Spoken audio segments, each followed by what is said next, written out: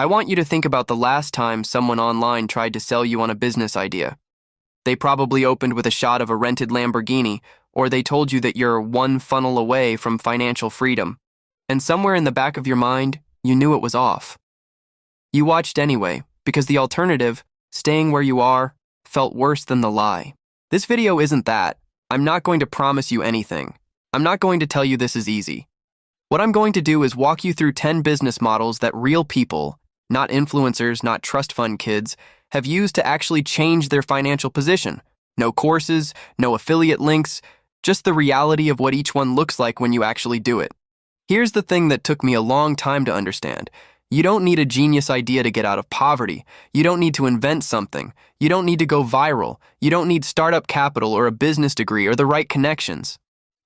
What you need is a boring, proven business model, one that already has demand, and the discipline to execute it consistently when the excitement wears off. Because it will wear off. Around week 3, when nobody's called you back and you've spent money you didn't have and nothing has worked yet. That's the real test. Not motivation, consistency. The people who stay broke are waiting for the perfect idea. They're waiting to feel ready. They're waiting for someone to give them permission. The people who actually escape that cycle, they picked something that already works, they learned it properly, and they showed up every day until the money came. That's it. That's the whole secret. So let's get into it. Business 1, pressure washing. Let's start with one that's going to make half of you want to click off. Pressure washing. I know, it doesn't sound like a business. It sounds like something your neighbor does on a Sunday afternoon. There's no app for it. There's no passive income angle. There's no community of pressure washing influencers telling you to buy their masterclass. It's you, a machine, and other people's dirt. That's it. But here's what makes this interesting. You can get started for under $500. A used entry-level pressure washer, some basic supplies, and a few hours watching YouTube to learn the technique. And in a normal suburban neighborhood, you can charge $150 to $300 to clean a driveway. A house exterior, $250 to $500, a commercial parking lot, more. Think about that math. If you run 5 residential jobs on a Saturday, you've made more in one day than most people make in a full week at a job they hate. And the demand doesn't stop. People's driveways get dirty every year. Businesses need their storefronts clean. Rental property owners need turnover cleans. The work is everywhere. Most people just can't see it because it doesn't look impressive enough to chase. The barrier to entry is low. The demand is year-round in most climates. The competition is largely unreliable. People who don't answer their phones, don't show up on time, don't follow up. You do those 3 things consistently, and you will stand out. Not because you're better, because you actually showed up. Business 2, bookkeeping. I can already see you reaching for the back button. Bookkeeping, numbers, spreadsheets, reconciling accounts. I know exactly what this sounds like. It sounds like the most boring thing a human being could choose to do with their time. And honestly, you're not wrong. It is boring. That's precisely why this is on the list. Every single small business owner, every restaurant, every contractor, every freelancer, every boutique needs their books done. And most of them hate it. They're scared of it. They put it off until tax season turns into a nightmare. They will pay someone $300, $500, sometimes $800 a month just to not have to think about it. Here's the part that surprises people. You don't need a degree for this. You don't need to be a CPA. There are online bookkeeping certifications you can complete in 60 to 90 days. QuickBooks certification is free. You learn the software, you learn the basics, and you start reaching out to small business owners in your area. 5 clients paying you $400 a month each. That's $2,000 a month in recurring income. The same clients every month without you having to find new work constantly. That's the part people miss. This isn't a one-time hustle. It's a retainer-based business. It compounds. Boring is a feature, not a bug. Boring means the people with flashy ideas aren't competing with you. Boring means the work is always there. Land 5 clients and you've quietly built something that pays you every single month. Business 3, cleaning services, residential. Cleaning other people's houses. I know what's going through your mind, I know, but I'm asking you to hold that reaction for about 30 seconds and actually look at the numbers, because your pride about what kind of work is beneath you might be the exact thing keeping you broke. A standard residential cleaning runs $120 to $250, depending on the size of the home and your market. A deep clean, moving in, moving out, post-renovation, runs $300 or more. You don't need a license in most states. You don't need a website on day one. You need cleaning supplies, transportation, and a post in a local Facebook group or Nextdoor. Here's who's hiring you. Dual-income households with kids. These are people who make decent money, they're exhausted, and they have absolutely no time. They don't want to spend their Saturday cleaning a bathroom. They want to spend it with their family. They will pay you reliably every 2 weeks, and they will tip you. And if you do a good job, they will refer you to every single person they know. This market is enormous, and it is underserved by reliable professional people. The wealthiest people in the cleaning industry aren't cleaning anymore. They built a client base, hired staff, systemized the operation, and stepped back. That's the ceiling on this business. But it starts with you showing up with a mop and doing the work that other people think is beneath them. Business 4, lawn care. Another outdoor service, another business that doesn't sound impressive at a dinner party. I'm noticing a theme here, and I want to address it directly. Everything on this list is going to sound unglamorous. That's intentional. Glamorous businesses attract a lot of competition. Unglamorous ones are wide open. Lawn care is a $176 billion industry in the United States. Not a million. Not a billion. 176 billion. People's grass grows every single week from March through October. They don't think about it as a luxury. They think about it as a necessity. They're embarrassed when it looks bad.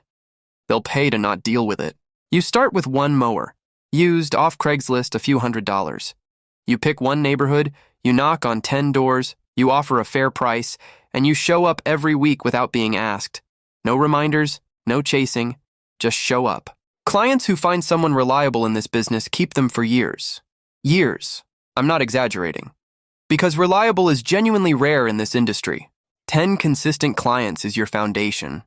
From there, you add services, mulching, leaf removal, aeration, and you raise your rates annually. This is a slow build that compounds into something real if you don't quit. Business 5, freelance copywriting. This one sounds like it's for creative people, artsy types, English majors. It's not. Copywriting has almost nothing to do with being creative and everything to do with understanding human psychology and what makes people take action. If you're willing to study it like a skill, not a talent, this is one of the highest earning service businesses you can build from a laptop with zero startup cost. Every business with a website needs words, product pages, email sequences, ad copy, landing pages, sales pages. All of it needs to be written by someone, and most business owners either don't have time to write it themselves or they're bad at it. A mid-level copywriter charges $50 to $150 per hour. A single sales page can run $500 to $2,000 depending on the niche. The key reframe here is how you position yourself. You don't pitch yourself as a writer. Writers are a commodity. You pitch yourself as someone who helps businesses make more money with better messaging. That's a completely different conversation, and it commands completely different rates. You learn this through books, Ogilvy, Halbert, Kennedy, and by studying ads that actually worked. You practice by rewriting real ads. You get your first client by offering a small project at a reduced rate in exchange for a testimonial. Then you leverage that testimonial to get the next one. 3 clients, 2 projects each per month at modest rates. You're already at the income level of a full-time job, working from wherever you want on your own schedule. The ceiling on this skill is genuinely high if you keep developing it. Business 6, mobile detailing. You go to someone's house. You clean their car and their driveway. It sounds like a hustle. It sounds like something you do when you're between jobs, not something you build a business around. Until you look at what people actually pay for this. A full interior and exterior detail runs $150 to $400 depending on the vehicle and your market. Ceramic coating? $500 to $1,500 or more. You can realistically do 2 full details per day. That's $300 to $800 for a day's work. Cash. Same day. And here's the thing about mobile. You're coming to them. You're saving them a 2-hour trip to a shop plus the wait, plus the ride back. Busy professionals, parents, people with multiple cars, they will pay a premium for that convenience and they will tip you on top of it. Startup cost is a couple $100 for a wet-dry vac, microfiber towels, and quality products. You don't need a shop. You don't need a trailer. You start small and reinvest. Word of mouth and mobile detailing is exceptionally fast. Do an outstanding job on 5 cars in a neighborhood and you'll have 10 more requests within a month. People talk about their cars. They show them off. You become the person they brag about to their friends. Business 7. Social media management. I know, everyone says this. Manage Instagram pages for small businesses. It sounds oversaturated. It sounds like something 1,000 people tried in 2020. And honestly, a lot of people did try it and quit within 60 days when it was harder than they thought, which is exactly why there's still a wide open gap in this market. Walk into any local restaurant, barbershop, gym, or boutique right now and pull up their Instagram. I'll wait. What do you see?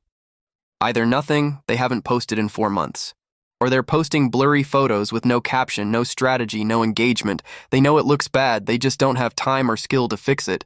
You charge $300 to $1,000 per month per client to manage their presence, posting consistently, writing captions, responding to comments, running basic ads if they want.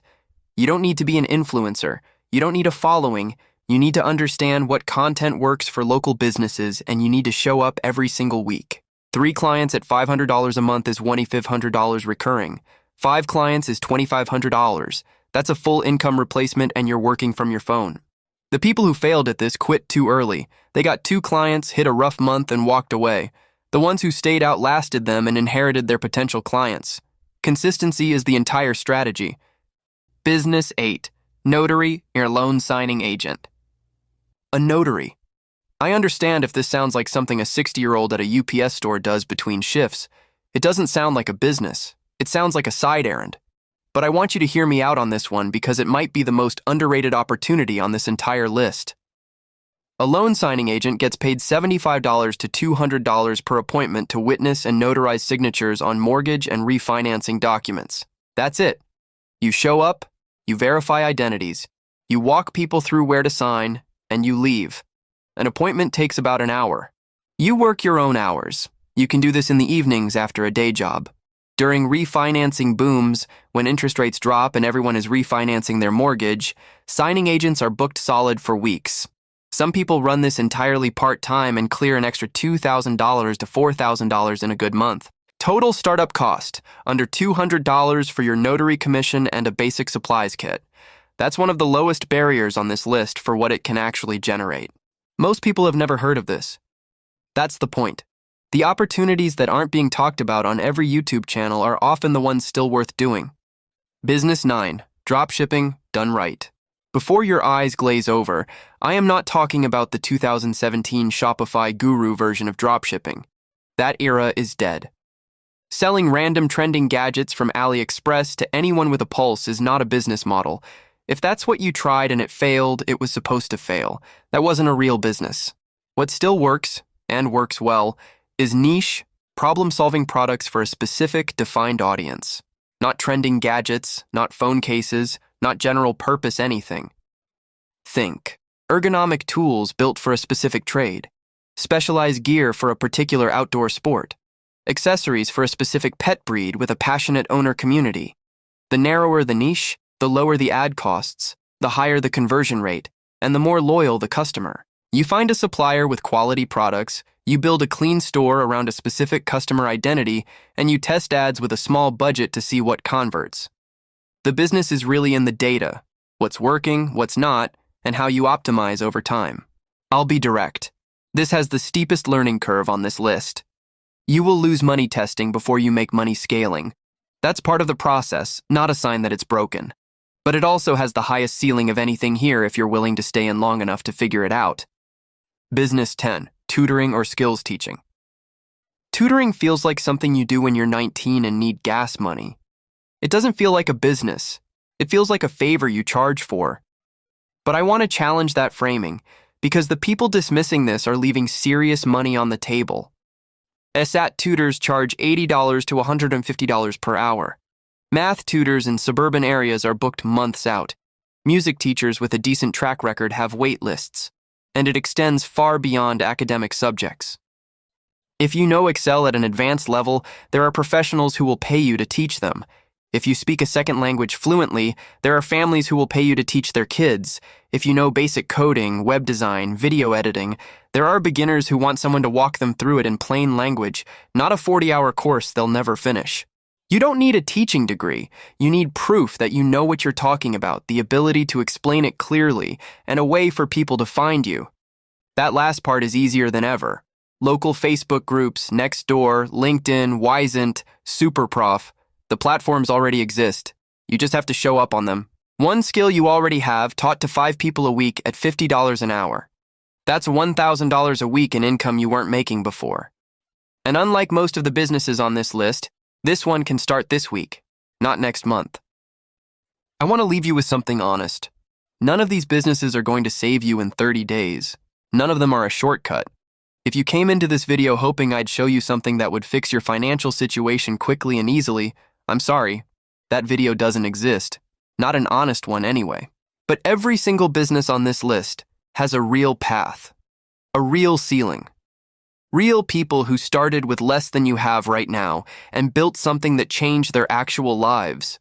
Not because they were exceptional, not because they had connections or capital or the right background, because they chose one thing, they learned it properly, and they refused to quit before it worked. That's the thing about poverty that nobody talks about honestly. It's not just a money problem. It's a patience problem. It's a quit too early problem. It's a waiting to feel ready before starting problem. The businesses exist. The demand exists. The only thing that's missing is you deciding that one of these is worth your serious effort. So pick one, not two. Not the one that sounds the coolest. Pick the one that fits your current situation, your available time, your starting budget. Learn it like your financial future depends on it, because it does. And then show up for it every day, past the point where it feels good. That's it. That's the whole video. If this was useful to you, subscribe. I'll keep giving you the reality, not the highlight reel.